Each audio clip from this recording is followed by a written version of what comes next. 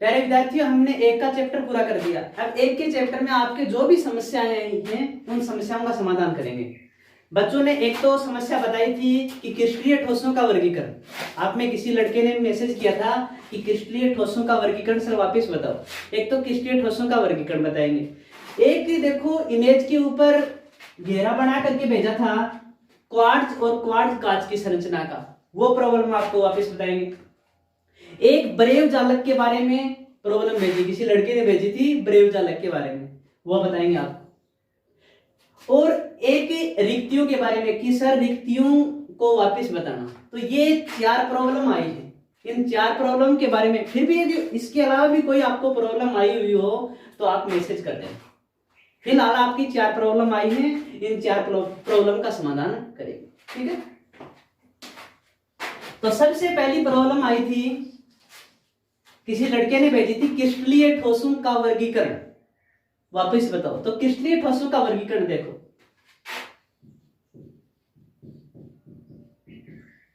क्रिस्टलीय ठोसों का वर्गीकरण ये अंतराण्विक बलों के आधार पर होता है। देखो पहला होता है आणविक ठोस, दूसरा होता है आयनिक ठोस, तीसरा होता है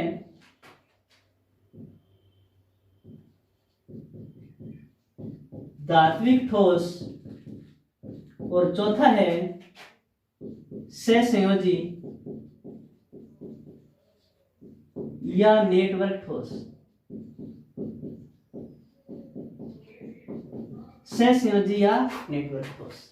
देखो पहले बेसिक जानकारी दे देता हूं कि जिनमें अवयवी कण यानी कण इसमें अणु के रूप में होंगे, इनमें अवयवी कण क्या होते हैं? अणु के रूप में। किसमें? आणविक ठोस में। आणविक ठोस में अवयवी कण अणु के रूप में, और जो आयनिक ठोस होता है इसमें अणु आयन के रूप में। जो अवयवी कण है आयनिक ठोस होता है उसमें अवयवी कण आयन के रूप में। जो आणविक ठोस है इसमें जो कण है वो किसके रूप में होते हैं? अणु के रूप में। जो धात्विक ठोस होता है इसमें जो कण होते हैं वो धातु परमाणु के रूप में, और जो सहसंयोजी या नेटवर्क ठोस होता है इसमें जो कण होते हैं वो अधातु परमाणु के रूप में होते हैं। अब देखो हम आणविक ठोस को लेके चल रहे हैं।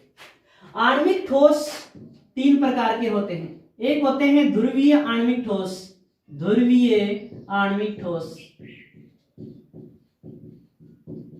दूसरे होते हैं, इसमें ए दे दो, ये ए और ये बी, अध्रुवीय आणविक ठोस, अध्रुवीय आणविक ठोस।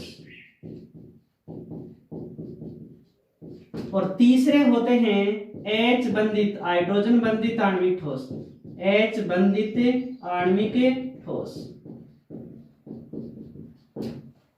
H बंधित आणविक ठोस। ध्रुवीय आणविक ठोस, अध्रुवीय आणविक ठोस, H बंधित आणविक ठोस, 3 प्रकार के होते हैं। अब देखो H बंधित और ध्रुवीय के उदाहरण लगभग समान होते हैं। किसके? H बंधित के और ध्रुवीय आणविक ठोस के लगभग उदाहरण मिलते हैं, वो उदाहरणों में बताऊंगा। अब अपने को लेके चलो कि ध्रुवीय आणविक ठोस क्या होता है। कि जब ध्रुवीय सहसंयोजी बंध युक्त, अब आपको पता है ध्रुवीय सहसंयोजी बंध कौन सा होता है?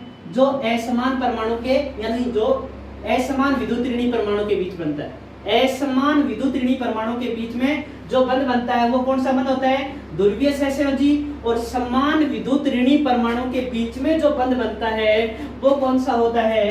अध्रुवीय सहसंयोजी। कौन सा होता है? अध्रुवीय सहसंयोजी।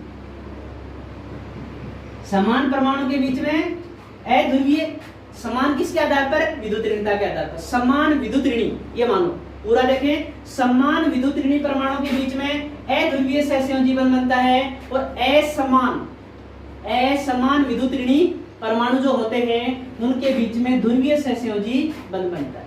कि जब ध्रुवीय सहसंयोजी बंध वाले अणु, और इसमें क्या होंगे? अध्रुवीय सहसंयोजी बंध वाले अणु आपस में देखो जो ध्रुवीय अणु होते हैं, देखो ध्रुवीय अणु का अर्थ होता है प्लस माइनस, यहाँ प्लस है और यहाँ माइनस है, प्लस माइनस, यहाँ भी प्लस माइनस। देखो जहां प्लस माइनस होता है वहां द्विध्रुव रूप तैयार हो जाता है। देखो ये प्लस इस माइनस की साइड में आगे वाला जुड़ेगा, इस तरह से प्लस के संपर्क में माइनस और माइनस के संपर्क में प्लस होता है, कि इसका प्लस वाला भाग माइनस की ओर और माइनस वाला भाग प्लस की ओर होता है। इस तरह से पूरे अणु आपस में जुड़े होते हैं। जब ध्रुवीय अणु आपस में जिस बंध के द्वारा जुड़ते हैं उस बंध का नाम होता है द्विध्रुव आकर्षण बल। कौन सा होता है? द्विध्रुव आकर्षण बल, द्विध्रुव आकर्षण बल। क्योंकि ध्रुवीय सहसंयोजी बल और ध्रुवीय अणु हो गए, ध्रुवीय सहसंयोजी बल जिसमें पाया जाएगा वो कौन से अणु होंगे? ध्रुवीय अणु। और ध्रुवीय जो अणु होता है वो एक द्विध्रुव की भांति होता है, और दो जब ध्रुवीय अणु आपस में जुड़े, एक जो ध्रुवीय अणु होता है वो द्विध्रुव की भांति व्यवहार करता है। एक जो ध्रुवीय अणु होता है वो किसकी भांति व्यवहार करता है? ध्रुवीय अणु। ध्रुवीय जो अणु होता है वो एक द्विध्रुव है, ये मान लो, क्योंकि ध्रुवीय अणु में भी प्लस माइनस होते हैं और द्विध्रुव में भी प्लस माइनस होते हैं। ये मान के चलो कि ध्रुवीय अणु एक द्विध्रुव होता है, और द्विध्रुव के बीच में जो आकर्षण पाया जाएगा वो द्विध्रुव आकर्षण बल। और द्विध्रुव का काम कौन कर रहा है? ध्रुवीय अणु कर रहा है। यानी ध्रुवीय अणु के बीच में जो आकर्षण बल पाया जाता है वो द्विध्रुव आकर्षण बल होता है। तो हम क्या कहेंगे कि ध्रुवीय सहसंयोजी बंध युक्त अणु आपस में द्विध्रुव आकर्षण बल के द्वारा जुड़े हों। अब देखो अध्रुवीय अणु कैसे जुड़ेंगे? आपको पता है अध्रुवीय इस प्रकार से होगा कि माइनस चारों ओर वितरित और प्लस से बीच, किंतु धनायन तथा ऋणायन के बीच में क्षणिक असंतुलन उत्पन्न होता है। क्षणिक असंतुलन उत्पन्न होने से सारा परमाणु में नेगेटिव एक साइड में चला जाता है और पॉजिटिव एक साइड में आ जाता है। पॉजिटिव एक साइड में और नेगेटिव एक साइड में। कुछ समय के लिए द्विध्रुव बनता है। इसमें द्विध्रुव परमानेंट रहता है, प्लस और माइनस। इसमें क्या होता है कि कुछ समय के लिए जो द्विध्रुव बनता है उसको बोलते हैं तात्क्षणिक द्विध्रुव। क्या बोलते हैं? तात्क्षणिक द्विध्रुव। और तात्क्षणिक द्विध्रुव के बारे में सर्वप्रथम एक वैज्ञानिक था लंदन, उसने बताया। तो उस बल का नाम क्या हुआ? तात्क्षणिक द्विध्रुव आकर्षण बल हुआ था। तात्क्षणिक द्विध्रुव प्रेरित द्विध्रुव आकर्षण बल, इस तरह का आकर्षण बल था, किंतु लंदन ने खोजा था, इसी कारण उसका नाम दे दिया लंदन बल। और वो सबसे दुर्बल बल था, इसी कारण इसका नाम है दुर्बल परिक्षेपण बल। तो इसका नाम इसमें कौन सा पाया जाएगा? दुर्बल परिक्षेपण बल, दुर्बल परिक्षेपण बल। तो देखो सारी चीजों को मिटा रहा हूं, वापिस देखना कि ध्रुवीय सहसंयोजी बंध युक्त अणु आपस में कौन सा आकर्षण बल था? ध्रुवीय के बीच में द्विध्रुव आकर्षण बल। कि ध्रुवीय सहसंयोजी बंध युक्त अणु आपस में किसके द्वारा जुड़े हों? द्विध्रुव आकर्षण बल के द्वारा जुड़े हों। अध्रुवीय सहसंयोजी बंध युक्त अणु, अध्रुवीय सहसंयोजी बंध युक्त अणु में क्या होगा कि अध्रुवीय सहसंयोजी बंध युक्त अणु आपस में किसके द्वारा जुड़े हों? दुर्बल लंदन बलों के द्वारा या दुर्बल परिक्षेपण बलों के द्वारा। अब देखो उदाहरण ज्यादा इंपॉर्टेंट होते हैं इसके, और उदाहरण वही बात है पहले वीडियो बताया था उसमें दोनों के उदाहरण मिक्स करके बताए थे, और अभी भी दोनों के उदाहरण मिक्स करके बताऊंगा। एक बार मैं ध्रुवीय के लिए देता हूं। पहले देखो SO2 होती है,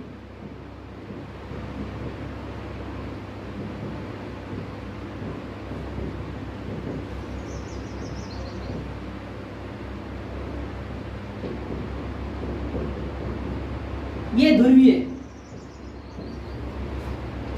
और अध्रुवीय। जैसे ठोस आर्गन है, ठोस चाहे कोष्टक में ऐसे लिख देना, मैं सभी के ठोस नहीं लिख रहा हूं, आपके जो नोट्स भेजे हुए उसमें सभी के ठोस लिखा हुआ।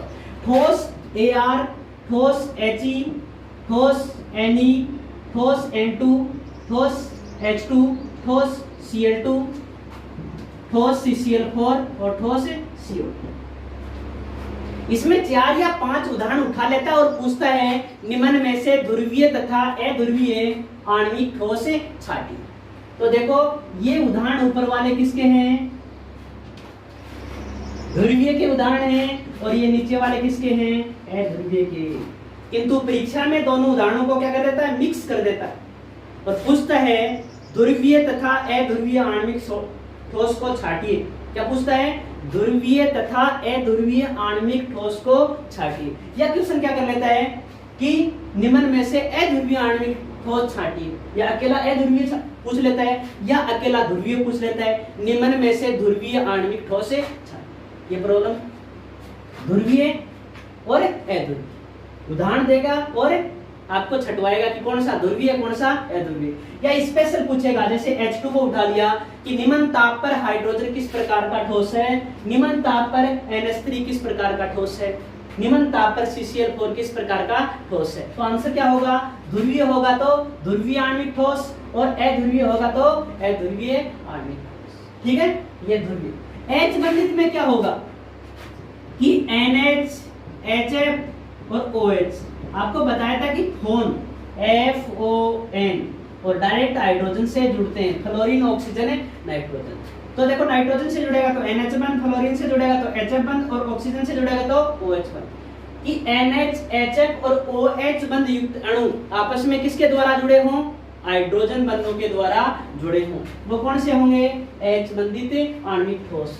आपको पहले जब लिखे थे तब बताया था कि ध्रुवीय आणविक ठोस और H बंधित के उदाहरण लगभग बराबर हैं। तो देखो ये जो उदाहरण आगे लिखे हुए हैं ये H बंधित के उदाहरण, किसके उदाहरण हैं, H। देखो H बंधित वाले उदाहरण ध्रुवीय के तो होंगे, किंतु ध्रुवीय के सारे उदाहरण H बंधित के नहीं होते। यानी ये उदाहरण ध्रुवीय के हैं किंतु H बंधित के भी हैं।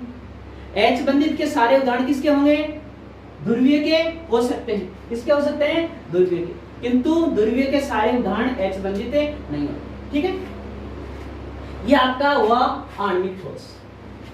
आणविक ठोस के बाद में हम चलते हैं आयनिक ठोस। देखो आयनिक ठोस इसमें कोई ज्यादा प्रॉब्लम नहीं थी।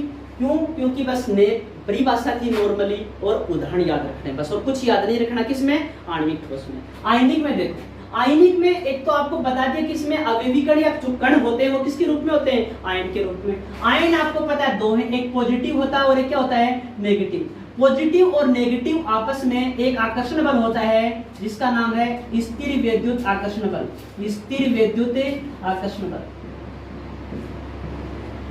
कि धनायन तथा ऋणायन आपस में कौन से आकर्षण बल के द्वारा बंधे होते हैं, स्थिर वैद्युत आकर्षण बल के द्वारा।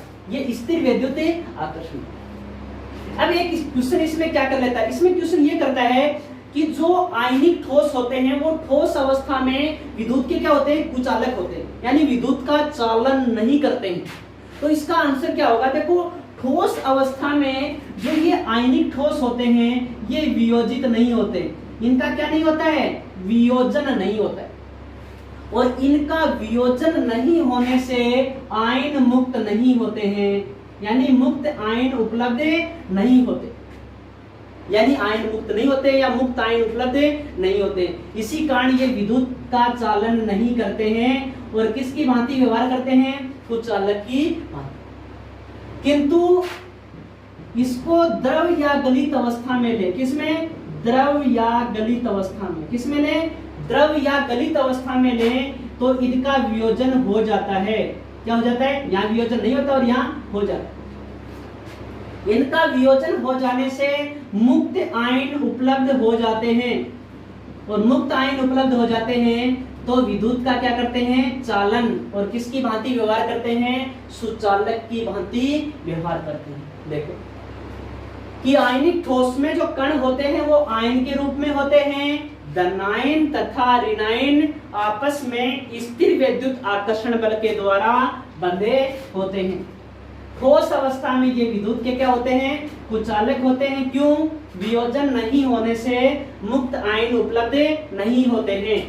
और द्रव तथा गलित अवस्था में ये विद्युत के क्या होते हैं, सुचालक होते हैं। क्यों, क्योंकि द्रव तथा गलित अवस्था में इनका वियोजन हो जाने से मुक्त आयन उपलब्ध हो जाए। ये अपना आयनिक ठोस है। अब चलेंगे हम धात्विक ठोस पे।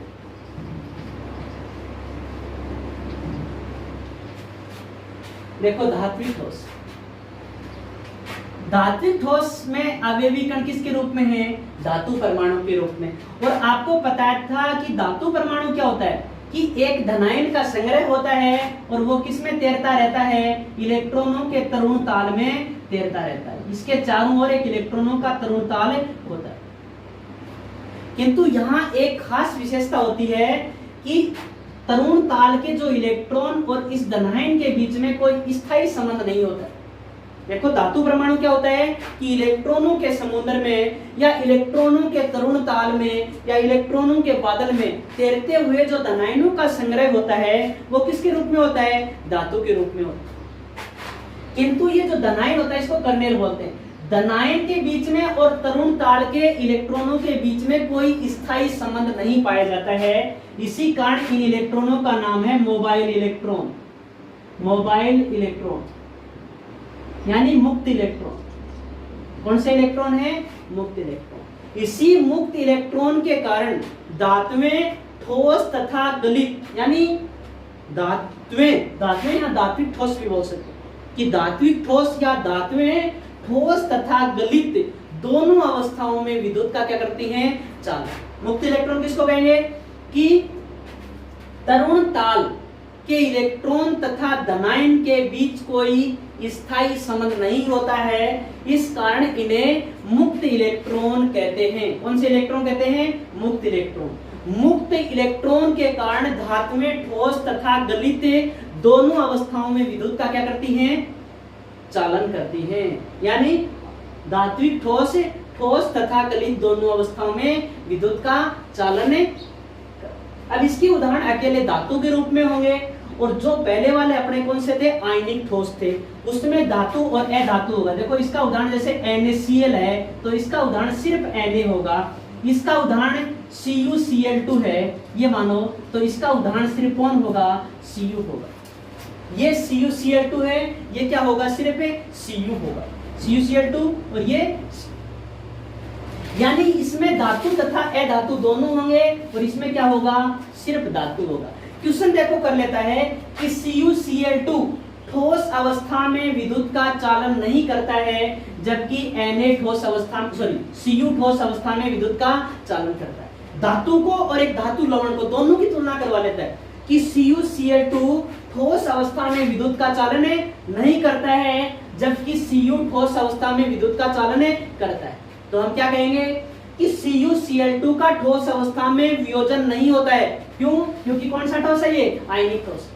ठोस अवस्था में इसका वियोजन नहीं होने से मुक्त आयन उपलब्ध नहीं होते हैं और विद्युत का चालन नहीं करता है। जबकि Cu क्या है? धात्विक ठोस है जिसमें विद्युत का चालन किसके द्वारा होता है? मुक्त इलेक्ट्रॉन के द्वारा, जो ठोस अवस्था में भी मिलेंगे और गलित अवस्था में।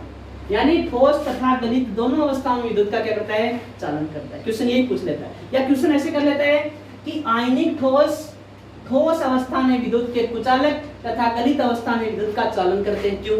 तो भी कारण आपको बताया। और धात्विक ठोस तथा गलित दोनों अवस्थाओं में विद्युत का चालन करते हैं। ठोस तथा गलित दोनों अवस्थाओं में विद्युत का क्या करते हैं? चालन। ये क्वेश्चन करता है आपसे। जब ये क्वेश्चन कर लिया तो भी वही है कि आयनिक ठोस में क्या होता है कि ठोस अवस्था में वियोजन नहीं होता है, जो आपको बताया था। आयन मुक्त नहीं होंगे और द्रव अवस्था में वियोजन होने से आयन मुक्त हो जाएंगे। जबकि धात्विक ठोस में जो चालन होता है वो मुक्त इलेक्ट्रॉन के कारण होता है, जो ठोस तथा गलित दोनों अवस्थाओं में। ठीक है। सहसंयोजी या नेटवर्क ठोस में देखो, सहसंयोजी और नेटवर्क ठोस क्या होंगे कि इसमें अवयवी कण किसके रूप में होंगे? अधातु परमाणु के रूप में। और आपको पता है कि अधातुओं के बीच में कौन सा बंध बनता है? सहसंयोजी। देखो सहसंयोजी या नेटवर्क ठोस में अवयवी कण अधातु परमाणु के रूप में किसके रूप में होते हैं? अधातु परमाणु के रूप में। अधातु परमाणु में कौन सा बंध बनता है? सहसंयोजी बंध बनता है। कौन सा बंध बनता है? सहसंयोजी। सहसंयोजी बंध एक प्रबल होता है और इसमें एक फिक्स दिशा में बनता है। इसी कारण इसमें कौन सा गुण पाया जाता है? दिशात्मक गुण।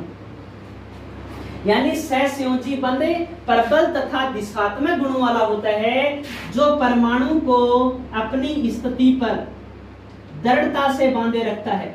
दृढ़ता से बांधे रखता है। और जब परमाणु अपनी स्थिति पर दृढ़ता से बंधे होंगे तो इनमें स्वतंत्र इलेक्ट्रॉन का क्या होता है? अभाव होता है। इसी कारण ये विद्युत के क्या होते हैं? कुचालक होते हैं, कठोर होते हैं और भंगुर प्रकृति के होते हैं। नीचे गिरते टूट जाते। देखो कि जो सहसंयोजी या नेटवर्क ठोस होते हैं उसमें अवयवी कण किसके रूप में होते हैं? अधातु परमाणु के बीच में, सॉरी जो कण होते हैं वो किसके बीच में, कण क्या होते हैं? अधातु परमाणु के रूप में। सहसंयोजी या नेटवर्क ठोस होता है उसमें अवयवी कण किसके रूप में होते हैं? अधातु परमाणु के रूप में होते हैं। और अधातु परमाणु के बीच में सहसंयोजी बंध बनता है। कौन सा बंध बनता है? सहसंयोजी। सहसंयोजी बंध प्रबल तथा दिशात्मक होने के कारण परमाणु अपनी स्थिति पर क्या होता है?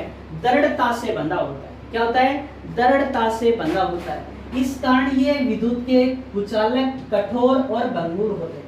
क्योंकि परमाणु अपनी स्थिति पर दृढ़ता से बंध गया तो इसमें कोई मुक्त इलेक्ट्रॉन नहीं होता है, और मुक्त इलेक्ट्रॉन नहीं होता है, इसी कारण ये विद्युत के कुचालक हैं, कठोर हैं और भंगुर हैं। इसका उदाहरण है सिलिकॉन कार्बाइड, SiC, हीरा, डायमंड, ग्रेफाइट, फुलरीन, Al2O3, ये सारे उदाहरण किसके हैं? सहसंयोजी या नेटवर्क ठोस। एक बार एग्जाम में क्वेश्चन पूछा हुआ भी है, नेटवर्क ठोस का उदाहरण दीजिए, क्योंकि इस पूरे पर क्वेश्चन ऐसे कर सकता है कि कोई उदाहरण पूछ सकता है, या अपने को सारों के उदाहरण दे करके पूछेगा निम्न में कौन सा आणविक है, कौन सा आयनिक है, कौन सा धात्विक और कौन सा सहसंयोजी। ठीक है। अब ग्रेफाइट का एक अपवाद है जो छोटी कक्षाओं में भी आ जाता है कि ग्रेफाइट विद्युत का क्या होता है? सुचालक। विद्युत का सुचालक यानी विद्युत का चालन करता है कौन? ग्रेफाइट। और बाकी क्या होते हैं? कुचालक होते हैं। बाकी कैसे होते हैं? कुचालक। किंतु ग्रेफाइट कैसा होता है? सुचालक। इसका कारण क्या होता है कि इसमें कार्बन परमाणु अन्य 3 कार्बन परमाणु से जुड़ता है, जिससे कार्बन का चौथा इलेक्ट्रॉन क्या होता है? मुक्त अवस्था में मिलता है, जिससे ग्रेफाइट विद्युत का क्या है? सुचालक। एक क्वेश्चन ये पूछता है कि ग्रेफाइट मुलायम होता है, बाकी सहसंयोजी यौगिक क्या होते हैं? कठोर होते हैं। इसका आंसर क्या होगा कि ग्रेफाइट की जो परतीय संरचना होती है, परतीय संरचना में परतें आपस में दुर्बल वान डेर वाल बल के द्वारा जुड़ी होती है। किसके द्वारा जुड़ी रहती है? दुर्बल वान डेर वाल बल के द्वारा जुड़ी होती है। और जब दुर्बल वान डेर वाल बल के द्वारा जुड़ी होती हैं तो वो एक दूसरे पर खिसक सकती हैं, और एक दूसरे पर खिसक सकती हैं, इसी कारण ये क्या है? मुलायम। और बाकी क्या है? ग्रेफाइट के 2 अपवाद हैं। ठीक है। कौन सा? ग्रेफाइट मुलायम होता है और विद्युत का सुचालक। सुचालक होता है उसका कारण वो मुक्त इलेक्ट्रॉन वाला देना है, षटकोणीय संरचना के अंदर 3 से जुड़ता हुआ। और परतीय संरचना का उदाहरण किसमें लेना है? मुलायम का पूछे। ठीक है। ये जो प्रॉब्लम पूछी थी किसी बच्चे ने कि क्रिस्टलीय ठोसों का वर्गीकरण, तो ये क्रिस्टलीय ठोसों का वर्गीकरण है। ठीक है। दूसरे प्रकार की जो प्रॉब्लम पूछी थी,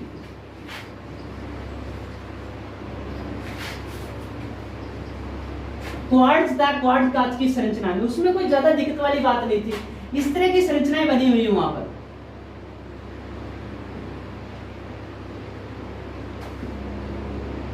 देखो क्वार्ट्ज जो कांच होता है उसमें फिक्स संरचनाएं होती है इस तरह से।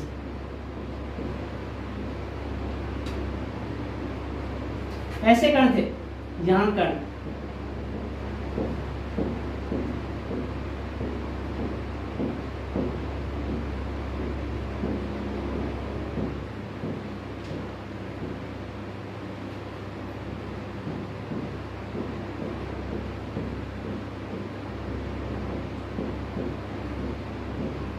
कितनी बड़ी बनाना? षटकोण सा बनाना बस।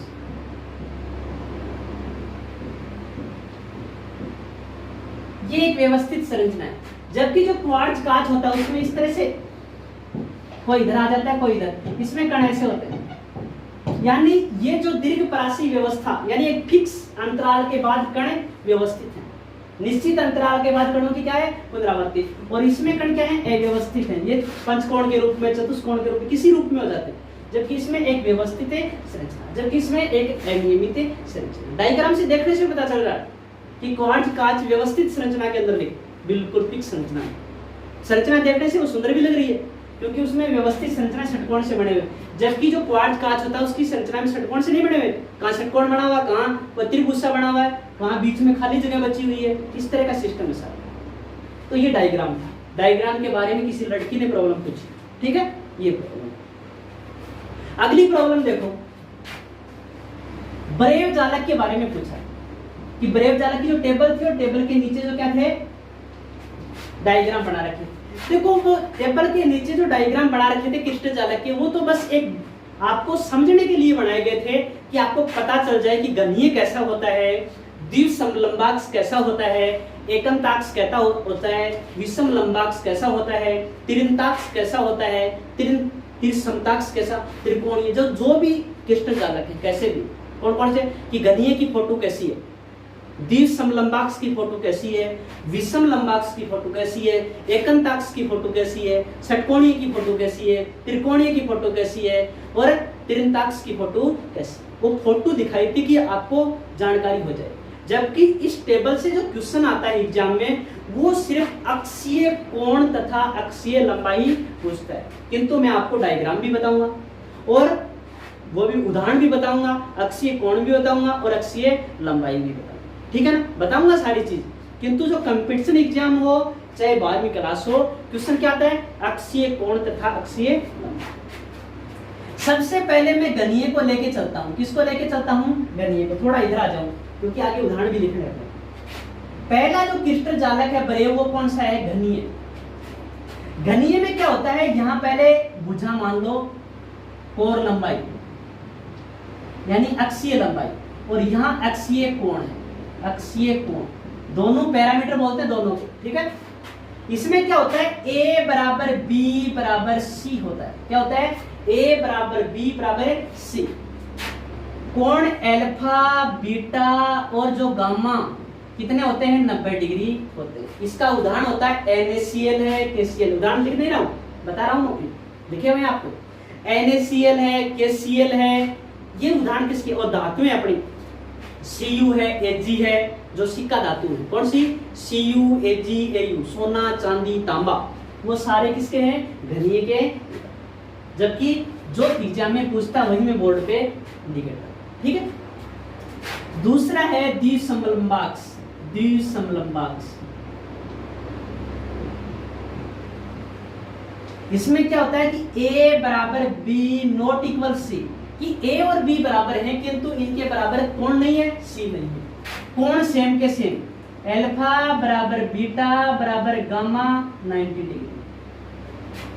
इसके बाद में है विषम लंबाक्ष। उदाहरण देखो इसका क्या होता है, द्विसम लंबाक्ष का देखो, TiO2 SnO2 होता है, CaSO4, ये उदाहरण सारे किसके आते हैं, द्विसम लंबाक्ष के। क्या आता है, CaSO4 है, SnO2 है, TiO2 है, ये किसके उदाहरण है, द्विसम लंबाक्ष।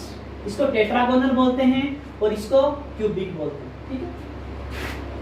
विषम लंबाक्ष,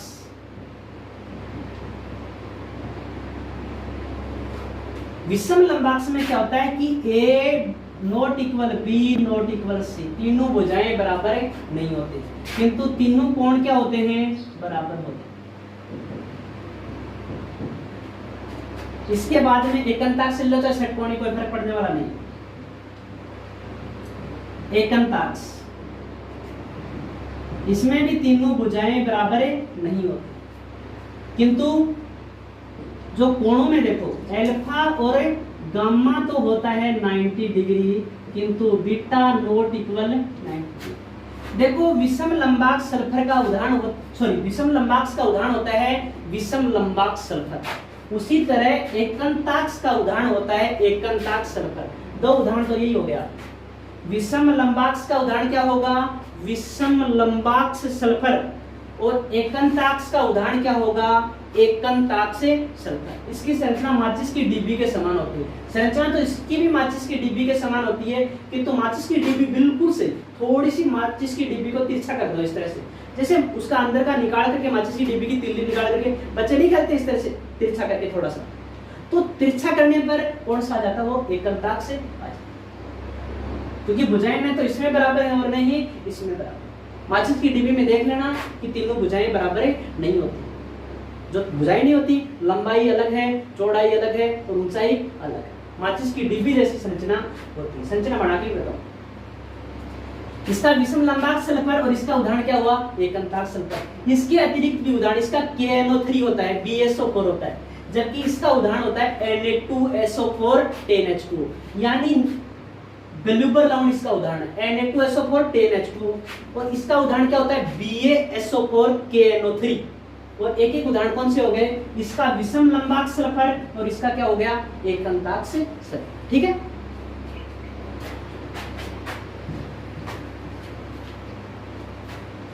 अगला देखो अपना षटकोणीय ले लेता हूं। षटकोणीय में क्या होता है कि a बराबर b नॉट इक्वल c, कि a और b बराबर है किंतु इनके बराबर कौन नहीं है, c नहीं। इसमें अल्फा और बीटा तो 90 डिग्री होते हैं और जो गामा होता है वो 120 डिग्री होता है। इसका उदाहरण देखो क्या होता है, ग्रेफाइट इसका उदाहरण है, Mg इसका उदाहरण है, ZnO इसका उदाहरण है। और वो जो अपने लास्ट में जैसे जो 12वां वर्ग नहीं है क्या, उस 12वें वर्ग के जितने Zn, Cd और Hg, वो तीनों के तीनों जो तत्व हैं वो भी किसके उदाहरण है, षटकोणीय। मेन उदाहरण कौन सा है, ग्रेफाइट, Mg, ये किसके उदाहरण है, ठीक है। इसके बाद में त्रिकोणीय पर चलते हैं। किस पर चलते हैं, त्रिकोणीय। त्रिकोणीय देखो क्या होता है, त्रिकोणीय में a बराबर b बराबर c, तीनों भुजाएं यानी घनीय और त्रिकोणीय की भुजाएं लगभग क्या होती हैं, बराबर। कोणों में देखना अल्फा बराबर बीटा बराबर गामा, तीनों कोण बराबर होते हैं किंतु 90 डिग्री के नहीं होते हैं। वही बात है कि घन है उसको थोड़ा सा इस तरह से तिरछा कर देते हैं, किसमें, त्रिकोणीय। भुजाएं बराबर होंगी, कोण भी बराबर होंगे किंतु 90 डिग्री के नहीं होंगे। जबकि घनीय में क्या है, भुजाएं बराबर हैं, कोण भी बराबर हैं किंतु 90 डिग्री के हैं। पूछ लेता घनीय और त्रिकोणीय क्रिस्टल जालक में अंतर, तो भुजा का अंतर दोगे और कोण की, भुजाएं तो समान होती है, समानता हो गई। और असमानता क्या हुई कि कोण समान होते हैं किंतु 90 डिग्री के नहीं होते, किसमें, त्रिकोणीय में, और इसमें, ठीक है। इसके बाद में तिरंताक्ष, इसमें तीनों भुजाएं बराबर नहीं हैं। अब देखो वे कौन से क्रिस्टल जालक हैं जिसमें तीनों भुजाएं बराबर नहीं होती हैं, तिरंताक्ष में, एकंताक्ष में और विषम लंबाक्ष में तीनों भुजाएं क्या नहीं होती हैं, बराबर नहीं होती। अब देखो इसमें तीनों कोण भी बराबर नहीं होते, alpha not equal beta not equal gamma और नॉट इक्वल 90 डिग्री, तीनों कोण बराबर भी नहीं है और 90 डिग्री के भी नहीं। इसका जो उदाहरण आता है अपना त्रिकोणीय का, उसका कैल्साइट, सिनेबार, इसके उदाहरण आते हैं। और इसका आता है नीला थोथा, CuSO4 5H2। नीला थोथा पोटेशियम डाइक्रोमेट होता है। कौन होता है, पोटेशियम डाइक्रोमेट। और जो अपना बोरिक एसिड होता है वो इसका होता है। यही पूछता है एग्जाम में, कोर लंबाई और अक्षीय कोण, यानी अक्षीय लंबाई और अक्षीय, इन पर ही क्वेश्चन आता है। अंतर पूछ ले तो आपको पता है दो अंतर हो जाएंगे, एक तो कोर लंबाई का दे दोगे, दूसरा अक्षीय कोण। एक क्वेश्चन पूछता है पैरामीटर लिखिए, तो 3 पैरामीटर ये और 3 पैरामीटर, ठीक है।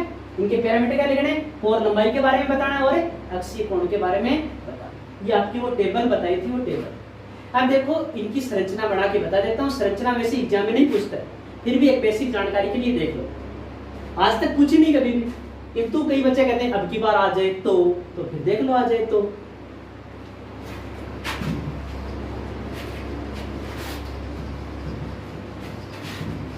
सबसे पहले घनीय की बनाएंगे। कई बच्चों को ये संरचनाएं बनाने में परेशानी हुई थी, तो आज मैं बताऊंगा ये संरचनाएं कितनी आसानी से बनेंगी। देखो घनीय की बनाएंगे, ये घन बनाते हैं।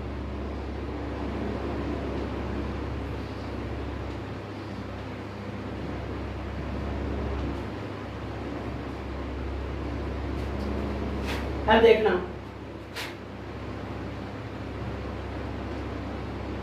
ये संरचना आपकी घनीय की हो गई, ऐसी बनी हुई है, ये घनीय की बनी, ठीक है। अब देखो द्विसमलंबाक्ष की, किसकी है, घनीय की। तीनों भुजाएं बराबर, तीनों कोणीय, अल्फा बीटा और गामा, ठीक है। इस तरह से तो लिख रखे हैं डायग्राम में कोण, किंतु डायग्राम बनाना बता। इसका क्या होता है देखो, द्विसमलंबाक्ष का देखो, ज्यादा चेंज नहीं, इस तरह का।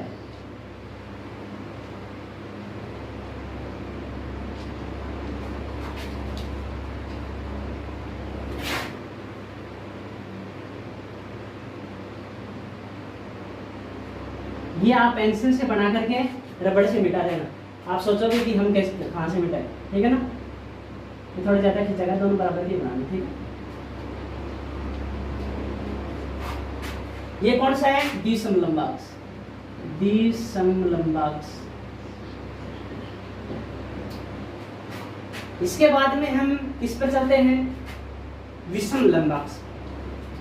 देखो विषम लंबाक्स में क्या बनाना आपको, देखो ये दोनों घनीय और द्विसम लंबाक्स आ गए, मिटा देता हूं क्योंकि यहां बना देता हूं एक बार विषम लंबाक्स, दो तो और आ जाएंगे यहां पर। माचिस की डिब्बी की संरचना देखो कैसे है।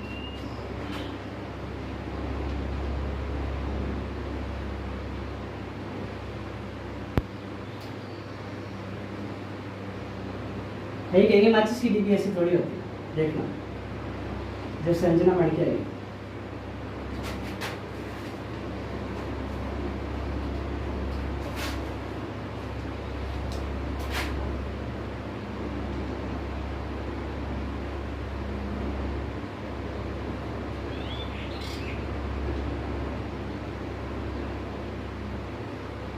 ये माचिस की डिब्बी इस तरह से खड़ी हुई है।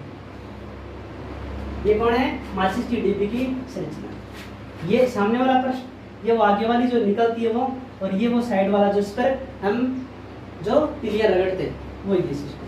तिलिया रगड़ने वाला सिस्टम कौन सा? ये खड़ी माचिस है इस तरह से, ठीक है ना, ये तिलिया रगड़ने वाला सिस्टम। ये सामने वाली जो फोटो आती है वो गैस, और ये कौन सी जो निकालने वाला जो चीज, ये माचिस। अब देखो इस संरचना में ये किसकी है? विषम लंबाक्स। किसकी है? विषम लंबाक्स। अब एकंताक्ष की देखना, एकंताक्ष और विषम लंबाक्ष में कोई ज्यादा अंतर नहीं होता है। इस माचिस को ऐसे घुमा दो, देखो ये आगे, अब इसको ये पीछे की तरफ दिखा दो इधर, और ये आगे ले। अब इस ऐसा करने के लिए बस हम इसको इतना इधर खिसका सकते हैं, ऐसे तो नहीं कि बोर्ड के अंदर घुसा सकते हैं और ये बाहर निकाल दो। एक कल्पना कर रही है, ये अंदर चला जाए और ये कहाँ जाए? बाहर। कैसे देखो, ये विषम लंबाक्ष का, ठीक है ना। एकंताक्ष का देखो,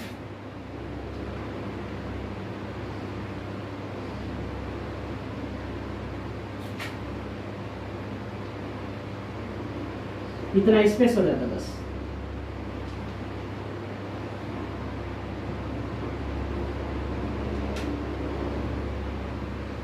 यानी आपको ये कहा कि घुसा देना, अब ये थोड़ा सा हम हटा कर किया, थोड़ा किस तरह से उभर के आएगी संचलन रहेगी।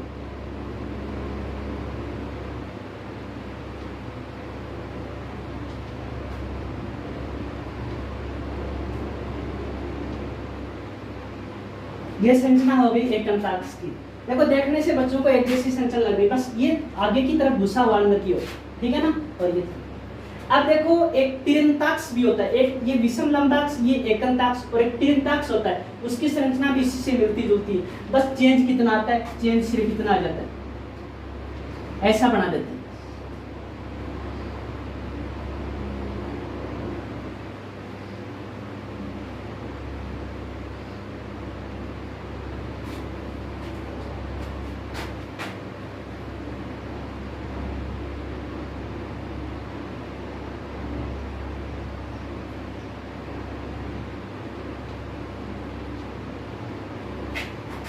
और ये मिला, ये थोड़ा ऊपर बन गया है, नीचे बना देता हूँ थोड़ा सा, ठीक है ना।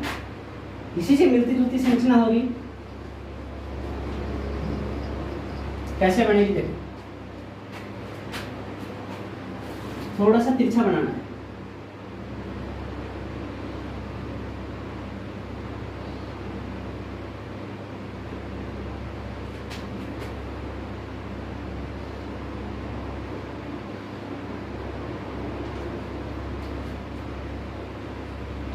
बराबर हो गई थोड़े से,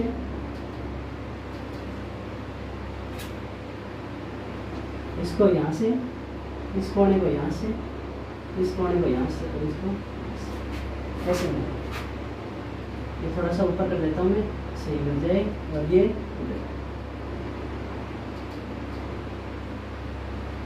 अब देखना ये सिस्टम है। ये उदाहरण किसका होता है? बस थोड़ा सा तिरछा हो जाता है। ये उसकी भुजाएं कैसी थी? इस तरह से आ रही थी, इसकी भुजाएं इस तरह से तिरछा कर दिया ऊपर की तरफ। ये किसका हो गया? तिरने। ये हो गया तिरंताक्ष का। एकंताक्ष तिरंताक्ष और विषम लंबाक्ष की संरचनाएं मिलती जुलती। अब आपको देखो जो षटकोणीय बताया था, षटकोणीय की संरचना अलग है सभी से। जो घनीय था, घनीय की संरचना इस तरह से, उसको थोड़ा सा तिरछा कर दिया तो त्रिकोणीय की संरचना जाएगी।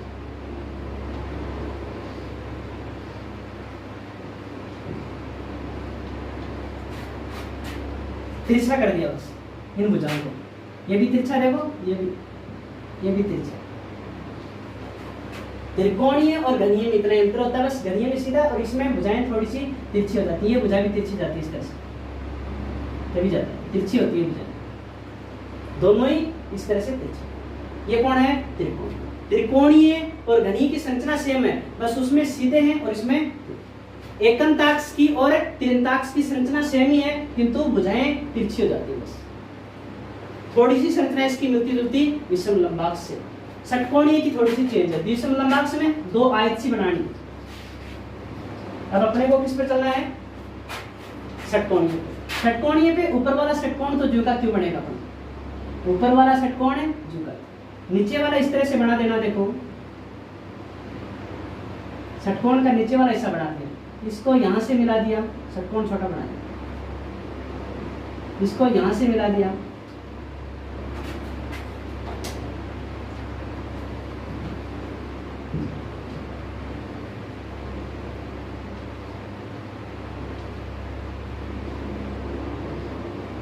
यहाँ मिला दिया, इसको यहाँ मिला दिया और इसको यहाँ मिला दिया और इसको, ये षटकोणीय संरचना। तो ये कितना ज्यादा, ज्यादातर एग्जाम में संरचनाएं नहीं पूछता, फिर भी आपको एक बेसिक जानकारी के लिए पता चल जाए कि संरचना कैसी। इसमें याद रखना अक्षीय कोण, इसमें सिर्फ आपको दो ही चीजें याद रखनी है, एक तो अक्षीय कोण याद रखना है और दूसरा अक्षीय लंबाई याद रखना।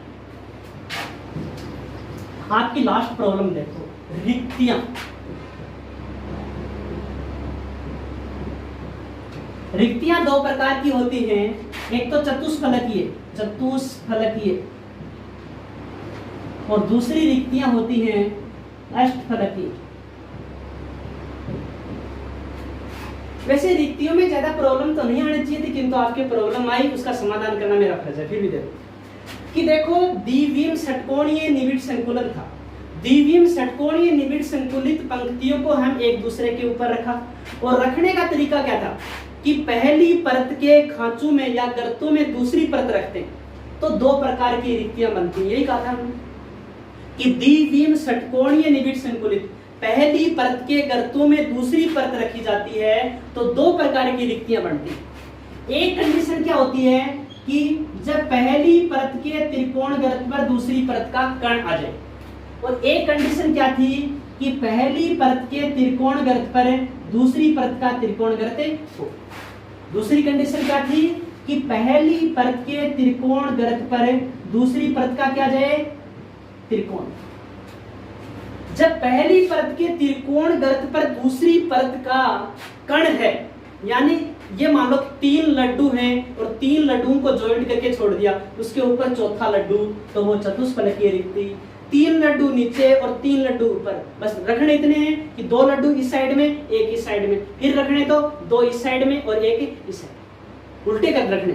3 लड्डू नीचे 3 ऊपर, उल्टे रखने। एक बार एक साइड में 2 और एक साइड में 1, और दूसरी साइड ऊपर रखे तो एक साइड में 1 और दूसरी साइड में फिर, जिस साइड में 2 थे उस साइड में 1 कर दें, और जिसमें 1 था वहां 2, यानी गर्त के ऊपर गर्त के ऊपर गर्त, अष्टफलकीय रिक्ति, और गर्त के ऊपर कण, तो चतुष्फलकीय रिक्ति। तो पहला पॉइंट ये था कि पहली परत के त्रिकोण गर्त पर दूसरी परत का कण हो तो चतुष्फलकीय रिक्ति बनती है। जब पहली परत के त्रिकोण गर्त पर दूसरी परत का कण हो तो चतुष्फलकीय रिक्ति बनती है। जब पहली परत के त्रिकोण गर्त पर दूसरी परत का क्या हो? त्रिकोण गर्त ही हो तो अष्टफलकीय रिक्ति बनती है। ये 4 कणों से देखो, यहाँ ये कई बच्चे समझेंगे 4 से तो चतुष्फलक बन गया, किंतु 6 से तो षटफलक बनना चाहिए। नहीं, आपने 11वीं कक्षा में संकरण पढ़ा होगा। जब हम देखो बॉन्ड पेयर की संख्या 4 लेते हैं तो चतुष्फलकीय और 6 लेते हैं तो अष्टफलकीय, वही सिस्टम यहाँ पर लगता है। ये 4 कणों से घिरकर चतुष्फलक बनाएगा और इसे कैपिटल T से दर्शाएंगे। और ये 6 कणों से गिरकर अष्टफलक बनाएगा और इसको O से दर्शाएंगे। अब देखो क्या होगा कि ये नीचे भी बनेगी और ऊपर, इनकी संख्या कणों की संख्या से क्या होगी, इसकी संख्या कणों की संख्या से दुगुनी और इनकी संख्या कणों की संख्या की क्या होती है, समान।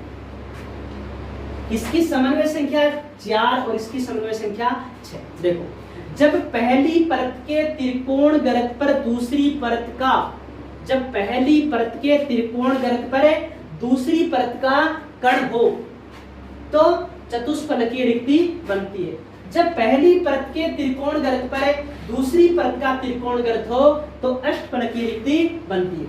ये 4 कणों से घिरकर चतुष्फलक बनाती है और ये क्या होती है, ये 6 कणों से घिरकर अष्टफलक बनाती है। इसको कैपिटल T से, इसको कैपिटल O से। इसकी संख्या कणों की संख्या से दुगुनी, इसकी संख्या कणों की संख्या की क्या होती है, समान होती है। देखो ये कणों के समान और दुगुनी कैसे होती है, ये 3D में समझा सकते हैं बोर्ड पे, और 3D संरचना अपने को उपलब्ध नहीं हो पाती। तो ये इमेजिनरी मानो कि खांच नीचे भी और ऊपर भी, और ये दोनों के बीच में बढ़ रही है। तो ये कणों के समान है और ये कणों से क्या है, इसकी समन्वय संख्या 4 है और इसकी 6। ये आपकी सारी प्रॉब्लम का समाधान किया। जो प्रॉब्लम आपने मैसेज की, पहली प्रॉब्लम थी जो क्रिस्टलीय ठोसों का वर्गीकरण, फिर क्वार्ट्ज और क्वार्ट्ज कांच की संरचना की प्रॉब्लम आई, फिर बरेव जालक की जो टेबल थी और उनकी संरचनाओं पर बताया था, और फिर रिक्तियों के बारे में बताया था। ये 4-5 प्रॉब्लम आई मेरा, और ये 4-5 प्रॉब्लम आपने मेरे को सूचित की, आपको बताया। वैसे तो आज आपकी प्रॉब्लम पूरी हो गई, लेसन तो कल ही पूरा हो चुका था। अब देखना, अब मैं आपके पास क्वेश्चन भेजूंगा और उन क्वेश्चनों को आप सोल्व करना। वैसे उनके आंसर साथ में, किंतु एक बार प्रैक्टिस करके देखना कि अपने को क्या आता है और क्या नहीं आता। कल से मैं 2 का पार्ट चालू करूंगा, विलियन सॉल्यूशन, किंतु उससे पहले मैं आपको बता देता हूं, अभी भी आपके कोई प्रॉब्लम है तो कमेंट कर देना, उसका एक अलग से मैं वीडियो और बना दूंगा। और यदि आपकी कोई समस्या नहीं आ रही है तो हम कल से 2 का लेसन चालू करते हैं। आज आपकी समस्याओं का वीडियो है, ठोस अवस्था के समस्या समाधान के लिए स्पेशल ये वीडियो बनाया। फिर भी आपकी कोई समस्या आ रही है तो कल एक वीडियो और बना दूंगा। नहीं, कल कौन सा 2 का लेसन चालू करेंगे, सॉल्यूशन। ठीक है, पढ़ना ध्यान से, ऐसे नहीं कि बस वीडियो देखा और भूल गए, नहीं, समझ के वीडियो देखना, फिर क्या करना, पीडीएफ को पढ़ना। देखो पहले वीडियो देखो, वीडियो देखने के बाद पीडीएफ को देखो, पीडीएफ देखने के बाद में फिर कॉपी में नोट्स करो। ऐसे नहीं कि साथ पीडीएफ खोली, साथ वीडियो चल रहा और कॉपी में सीधे नोट्स बन रहे, नहीं, पहले वीडियो को देखो, पीडीएफ को देखो, फिर क्या करोगे, पीडीएफ को पढ़ना है, वीडियो को देखना है, फिर नोट्स, ठीक है।